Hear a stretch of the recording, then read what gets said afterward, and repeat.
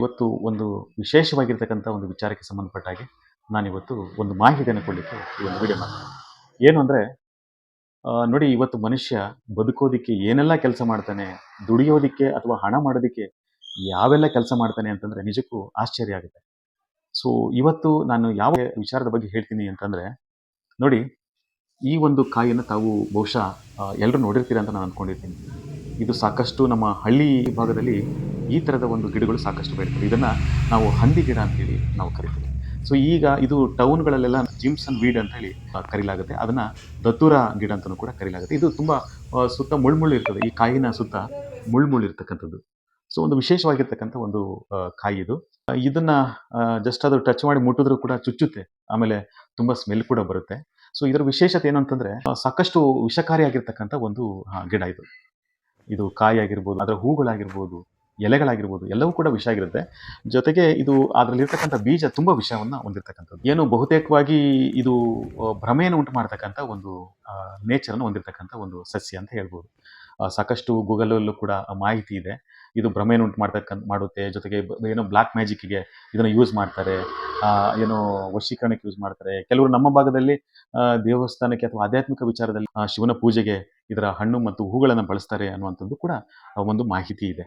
ಅದೇ ರೀತಿಯಾಗಿ ನಕಾರಾತ್ಮಕ ಶಕ್ತಿಯನ್ನು ತೆಗೆಯುವಂತಹ ಮತ್ತು ಆಧ್ಯಾತ್ಮಿಕ ರಕ್ಷಣೆಯನ್ನು ಕೊಡ್ತಕ್ಕಂಥ ಗುಣಲಕ್ಷಣನ ಹೊಂದಿದೆ ಅಂತೇಳಿ ವಿಚಾರ ಇದೆ. ನಾನು ಇದನ್ನ ಸತ್ಯನೋ ಸುಳ್ಳು ನನಗಂತೂ ಗೊತ್ತಿಲ್ಲ.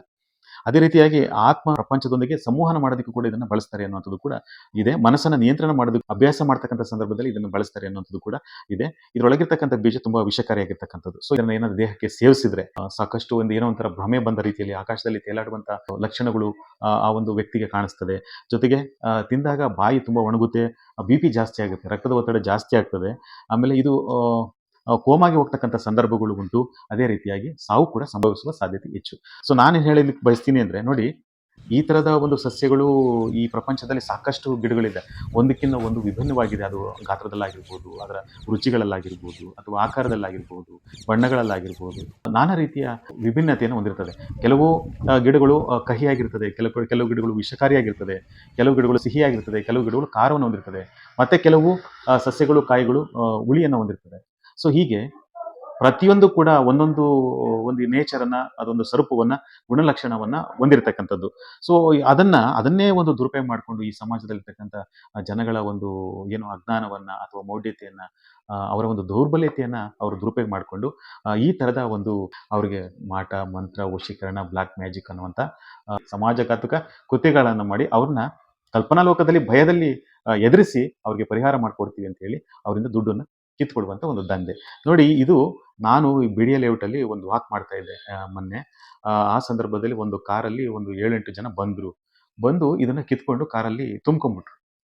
ನಾನು ಕೇಳಿದೆ, ಏನಿದು, ಏನಕ್ಕೋಸ್ಕರ ಇದು ಕಿತ್ಕೊಂಡಿದ್ದೀರ ಅಂತ ಕೇಳಿದಾಗ ಅವ್ರು ಹೇಳಿದ್ರು, ಇಲ್ಲ ಸರ್, ಇದು ಏನು ಕಾಲು ನೋವಿಗೆ ಹಚ್ಕೊಂಡ್ರೆ ನೋವು ಕಡಿಮೆ ಆಗುತ್ತೆ ಅಂತ ಹೇಳಿದ್ರು. ಹೆಂಗೆ ಹಚ್ಕೊಳ್ಳೋದು, ಹೆಂಗೆ ಇದು ಮಾಡೋದು ಅಂತಂದಾಗ ಅವಾಗ ಅವ್ರು ಸ್ವಲ್ಪ ತಬ್ಬಿಬ್ಬಾಗಿ ಕೊನೆಗೆ, ಇಲ್ಲ ಸರ್, ಇದು ಯಾರೊಬ್ಬ ಮಂತ್ರವಾದಿಗಳು ಹೇಳಿದ್ದಾರೆ, ಅವರು ಏನೋ ಪೂಜೆ ಮಾಡ್ತಾರಂತೆ, ಅವ್ರಿಗೆ ಬೇಕಂತ ಇದು, ನಾವು ₹30 ಕೊಡ್ತಾ ಇದ್ವಿ, ಅವರು ಬೇರೆಯವ್ರಿಗೆ ₹1000 ಇಸ್ಕೊಂಡು ಅವ್ರಿಗೆ ಪರಿಹಾರ ಮಾಡಿಕೊಡ್ತಾರೆ, ಮಾಟ ಮಂತ್ರ ವಶೀಕರಣಕ್ಕೆಲ್ಲ ಇದನ್ನ ಯೂಸ್ ಮಾಡ್ತಾರೆ, ಸೊ ಅದಕ್ಕೋಸ್ಕರ ನಾವು ತೆಗೆದುಕೊಂಡು ಹೋಗ್ತಾ ಇದ್ದೀವಿ ಅಂತ ಹೇಳಿದ್ರು.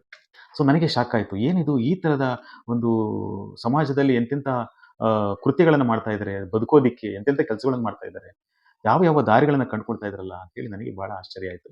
ಸೊ ಆಮೇಲೆ ನನಗೆ ಇದ್ರ ಬಗ್ಗೆ ತಿಳಿಬೇಕು, ಏನಿದು ಅಂತ ತಿಳ್ಕೊಂಡಾಗ, ಸೊ ಅದು ಕೆಲವು ಮಾಹಿತಿ ಗೂಗಲಲ್ಲೂ ಕೂಡ ಒಂದಷ್ಟು ಮಾಹಿತಿ ಅದನ್ನೇ ಹೇಳ್ತಾ ಇದೆ. ಈ ಮಾಟ ಮಂತ್ರ ವಶೀಕರಣ, ಈ ವಾಮಾಚಾರ ಅಂತಕ್ಕಂಥದ್ದು ಎಲ್ಲರ ಜನಗಳನ್ನ, ಏನು ದುರ್ಬಲತೆಗೆ ಒಳಗಾಗಿರ್ತಕ್ಕಂಥ ಜನರನ್ನ, ಮೌಢ್ಯತೆಗೆ ನಂಬುವಂಥ ಜನಗಳನ್ನ ಯಾಮಾರಿಸಿ ಅವ್ರನ್ನ ನಂಬಿಸಿ ಅವ್ರಿಗೆ ಏನೋ ಕಷ್ಟಕ್ಕೆ ಪರಿಹಾರ ಮಾಡಿಕೊಡ್ತೀವಿ ಅಂತೇಳಿ ಅವ್ರಿಗೆ ಈ ಥರದ ಒಂದು ವಿಶೇಷವಾಗಿರ್ತಕ್ಕಂಥ ವಸ್ತುಗಳನ್ನು ತೋರಿಸಿ, ನಾವು ಅದು ಮಾಡಿದ್ದೀವಿ, ಇದು ಮಾಡಿದ್ದೀವಿ ಅಂತೇಳಿ ಲಕ್ಷಾಂತರ ಪ್ರಾಣವನ್ನು ಕಿತ್ತು ಅವ್ರಿಗೆ ಕಳಿಸ್ತಾರೆ. ಸೊ ಇದರಿಂದ ಸಮಯ, ಸಂಬಂಧಗಳು, ಹಣ ಎಲ್ಲವೂ ಕೂಡ ಹಾಳಾಗ್ತದೆ. ಚಿಕ್ಕಪ್ಪ ದೊಡ್ಡಪ್ಪರಿಗೆ ಆಗಲ್ಲ, ಅಣ್ಣ ತಮ್ಮಗಳಿಗೆ ಆಗೋದಿಲ್ಲ. ಸೊ ಹಳ್ಳಿಗಳಲ್ಲಂತೂ ಇದು ತುಂಬ ನಡೀತಾ ಇದೆ. ಅಕ್ಕಪಕ್ಕದವ್ರಂತೂ ಕಂಡ್ರೆ ಆಗೋದೇ ಇಲ್ಲ. ಅವ್ರಿಗೆ ಏನು ಮಾಡ್ತಾರೆ ಅಂದರೆ, ನೇರವಾಗಿ ಬಂದು ಅವ್ರು ಫೇಸ್ ಮಾಡೋಕ್ಕಾಗ್ದಿರ ಏನು ಮಾಡ್ತಾರೆ ಅಂದರೆ, ಇಂಥ ಮಾಂತ್ರಿಕರ ಹತ್ರ ಹೋಗ್ತಾರೆ. ಅವರು ಇಂಥವ್ರೇ ಇಂಥವ್ರು ಬೇಕು ಅಂತಲೇ ಕಾಯ್ತಾ ಇರ್ತಾರೆ. ಸೊ ಇವರು ಹೋಗಿ ಹಣನೂ ಖರ್ಚು ಮಾಡಿಕೊಂಡು, ಸಮಯವನ್ನು ಹಾಳು ಮಾಡಿಕೊಂಡು, ಸಂಬಂಧಗಳನ್ನು ಹಾಳು ಮಾಡಿಕೊಂಡು, ಕೊನೆಗೆ ಸಾಯೋ ತನಕ ಕಲ್ಪನಾ ಲೋಕದಲ್ಲಿ ಭಯದಲ್ಲಿ ಬದುಕುವಂಥ ಒಂದು ಮನಸ್ಥಿತಿಯನ್ನು ಹೊಂದುತ್ತಾರೆ. ಸೊ ಇದೆಲ್ಲವೂ ಕೂಡ ನೋಡಿ ಸುಳ್ಳು. ನಾನು ಇದು ನಂಬೋದಿಲ್ಲ. ಈ ಸಂಬಂಧವಾಗಿ ಮಾಟ ಮಂತ್ರದ ವಿರುದ್ಧವಾಗಿ ನಾವು ಈಗಾಗಲೇ ನಮ್ಮ ಲಾ ಪೀಪಲ್ ಟ್ರಸ್ಟ್ ವತಿಯಿಂದ ಏನು ಪೊಲೀಸು ಮಹಾನಿರ್ದೇಶಕರಿಗೆ ದೂರನ್ನು ಕೊಟ್ಟಿದ್ದೀವಿ. ಪ್ರತಿಯೊಂದು ಪೊಲೀಸ್ ಠಾಣೆಗೂ ಕೂಡ ನಮ್ಮ ಒಂದು ದೂರಿನ ಆಧಾರದ ಮೇಲೆ ನಿರ್ದೇಶನವನ್ನು ಕೂಡ ಕೊಟ್ಟಿದ್ದಾರೆ. ಅವರು ಇದರ ಬಗ್ಗೆ ಕ್ರಮ ಕೈಗೊಳ್ತೀವಿ. ಯಾವುದೇ ರೀತಿಯಾಗಿ ಈ ಥರದ ಒಂದು ಘಟನೆಗಳು, ಕೃತ್ಯಗಳು ನಮ್ಮ ಗಮನಕ್ಕೆ ಬಂದರೆ ನಾವು ತೆಗೆದುಕೊಳ್ತೀವಿ ಅಂತ ಕೂಡ ಹೇಳಿದ್ದಾರೆ. ಆದರೆ ಇವತ್ತು ರಾಜಾರೋಷವಾಗಿ ಸೋಷಿಯಲ್ ಮೀಡಿಯಾಗಳಲ್ಲಿ ಸಾಕಷ್ಟು ಈ ಒಂದು ಮಾಟ ಮಂತ್ರ ವಶೀಕರಣ, ಸಂಭೋಗ ವಶೀಕರಣ, ಮಗದೊಂದು ನಾನಾ ರೀತಿಯ ನಿಧಿ ತೆಗೆಯುವಂಥದ್ದು ಸಾಕಷ್ಟು ನಡೀತಾ ಇದೆ ಇವತ್ತು. ಈ ಥರದ ಕೃತ್ಯಗಳನ್ನು ಮಾಡಿಕೊಂಡು ಜನಗಳ ಹತ್ರ ದುಡ್ಡು ಕೇಳ್ತಾ ಇದ್ದಾರೆ. ಸೊ ಇದ್ರ ವಿರುದ್ಧವಾಗಿ ನಾವು ಆಲ್ರೆಡಿ ಪೊಲೀಸ್ ಕಂಪ್ಲೇಂಟು ಕೂಡ ಕೊಟ್ಟಿದ್ದೀವಿ. ಅದು ಡೈರೆಕ್ಷನ್ ಕೂಡ ಎಲ್ಲ ಪೊಲೀಸ್ ಸ್ಟೇಷನ್ಗೆ ನಿರ್ದೇಶನವನ್ನು ಕೊಟ್ಟಿದ್ದಾರೆ. ಆದರೆ ಇಲ್ಲಿ ತನಕ ಯಾರು ಕೂಡ ಕ್ರಮ ಕೈಗೊಂಡಿಲ್ಲ. ಸೊ ಯಾಕೆಂದರೆ ಅವ್ರಿಗೂ ಭಯನೋ ಏನೋ ಗೊತ್ತಿಲ್ಲ ನನಗೆ.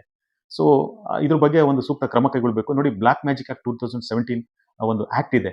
ಸೊ ಈ ಥರದ ಒಂದು ಏನಾದರೂ ಘಟನೆಗಳು ಆದಂಥ ಸಂದರ್ಭದಲ್ಲಿ ಅಥವಾ ಯಾರಾದರೂ ಈ ಥರದ ಒಂದು ಸಮಾಜಘಾತಕ ಕೃತ್ಯಗಳನ್ನು ಮಾಡಿದ್ದೇ ಆದಲ್ಲಿ ಮಾಡುವಂಥ ಸಂದರ್ಭದಲ್ಲಿ ಆಗಲಿ ಯಾರಾದರೂ ನಿಮಗೆ ಕಂಡ್ರೆ ದಯವಿಟ್ಟು ಪೊಲೀಸ್ ಸ್ಟೇಷನ್ಗೆ ಒಂದು ದೂರನ್ನು ಕೊಡಿ. ಇದೆಲ್ಲವೂ ಕೂಡ ಸುಳ್ಳು. ಇದು ಅವ್ರು ಬದುಕೋಕ್ಕೋಸ್ಕರ ಜನಗಳನ್ನ ದುರ್ಬಲ ಮನಸ್ಥಿತಿ ಹೊಂದಿರತಕ್ಕಂಥವ್ರನ್ನ ಯಾಮಾರಿಸಿ ಅವ್ರ ಹತ್ರ ಹಣವನ್ನ ಕಿತ್ತು ಅವರು ಬದುಕ್ತಾರೆ. ಸೊ ಅದರಿಂದ ಯಾರು ಕೂಡ ಇದನ್ನ ನಂಬೇಡ್ರಿ. ನೋಡಿ, ಇದು ತುಂಬಾ ವಿಷಕಾರಿಯಾಗಿರ್ತಕ್ಕಂಥದ್ದು. ಯಾರು ಕೂಡ ಯೂಸ್ ಮಾಡಬಾರ್ದು, ಮಕ್ಕಳಿಗೆ ಕೊಡಬಾರ್ದು.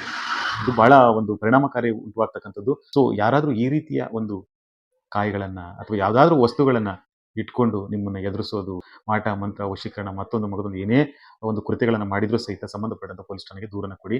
ಇದು ಕಾನೂನು ಬಾಹಿರವಾಗಿರ್ತಕ್ಕಂಥದ್ದು.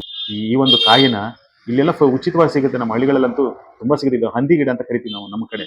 ಸೊ ಇಲ್ಲಿ ದತ್ತೂರ ಅಂತ ಹೇಳಿ ಇದನ್ನ ಬೇರೆ ಬೇರೆ ಇದರಲ್ಲಿ ಹೆಸರಲ್ಲಿ ಕರೀತಾರೆ. ಸಾಕಷ್ಟು ಯಥೇಚ್ಛವಾಗಿ ಸಿಗುತ್ತೆ. ಬೆಂಗಳೂರಲ್ಲಂತೂ ತುಂಬಾ ಇದೆ. ಸೈಟ್ಗಳಲ್ಲಿ, ಖಾಲಿ ಸೈಟ್ಗಳಲ್ಲಿ ಹೋದ್ರೆ ಬೆಜನ್ ಸಿಗುತ್ತೆ. ಸೊ ಇದನ್ನ 30 ರೂಪಾಯಿಗೆ ಮಾರ್ತಾರೆ. ಎಷ್ಟು ಸಿಂಪಲ್ ಆಗಿದೆಯಲ್ಲ ಜೀವನ. ಯಾವ ವಾಮಮಾರ್ಗಗಳನ್ನ ಇಟ್ಕೊಂಡು ಹಣವನ್ನ ದುಡಿತಾರೆ ಅನ್ನುವಂಥದ್ದು ನನಗೆ ಗೊತ್ತಾಗಿರುವಂಥದ್ದು. ಸೊ ಅದರಿಂದ ಇದು ಯಾವುದೇ ಕಾರಣಕ್ಕೂ ಇದನ್ನ ಮಾಡಬಾರದು. ಒಂದು ವೇಳೆ ಏನಾದರೂ ಮಾಡಿದ್ರೆ ಅವ್ರ ವಿರುದ್ಧವಾಗಿ ನೀವು ಕಂಪ್ಲೇಂಟ್ ಅನ್ನು ಕೊಡಿ. ಅದರಿಂದ ಇದು ಬಹಳ ಕೆಟ್ಟದ್ದು, ತುಂಬಾ ವಿಷಕಾರಿಯಾಗಿರ್ತಕ್ಕಂಥದ್ದು. ಇದನ್ನ ಒಳ್ಳೇದಕ್ಕೂ ಕೂಡ ಬಳಸ್ತಾರೆ, ಕೆಟ್ಟದಕ್ಕೂ ಕೂಡ ಬಳಸ್ತಾರೆ.